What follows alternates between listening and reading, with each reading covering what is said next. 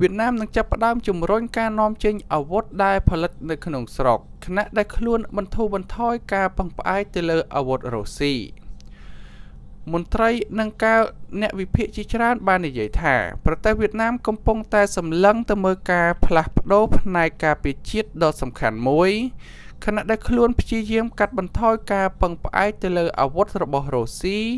និងចាប់ផ្ដើមការជំរុញការនាំចេញអាវុធផលិតនៅក្នុងស្រុកដោយមានអតិថិជននៅទ្វីបអាហ្វ្រិកនិងអាស៊ីនិងសូម្បីតែទីក្រុងមូស្គូវៀតណាមគឺជាប្រទេសមួយនៅក្នុងចំណោមប្រទេសដែលទិញអាវុធធំជាងគេទាំង20របស់ពិភពលោកចំពេលដែលមានភាពតានតឹងរវាងគ្នាជាមួយនឹងប្រទេសចិនជាមួយនឹងថវិកាចំណាយប្រចាំឆ្នាំសម្រាប់ការនាំចូលអាវុធប៉ាន់ប្រមាណប្រហែលជា$1000 លានហើយក្រុងនឹងកើនឡើងបន្ថែមទៀតនេះបើយោងទៅតាមសារព័ត៌មាន Global Data ដែលជាក្រុមហ៊ុនតាមដានការផ្គត់ផ្គង់សមិទ្ធផលយោធាភាគច្រើននៃប្រាក់ចំណាយការពារជាតិរបស់ប្រទេសវៀតណាមស្ទើរតែទាំងអស់បានទៅលើប្រទេសរុស្ស៊ី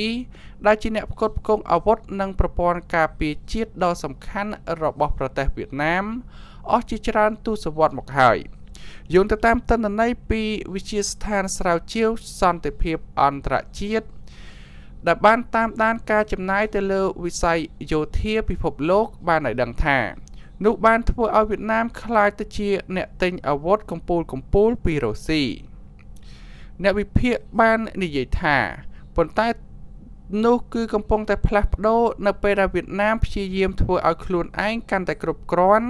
ដែលទទួលបានឧបករណ៍ទំនើបដែលរុស្ស៊ីមិនអាចផ្ដល់បានហើយប្រឈមមុខជាមួយនឹងសម្ពាធរបស់លោកខាងលិចដើម្បីកាត់បន្ថយការទិញអាវុធពីទីក្រុងមូស្គូ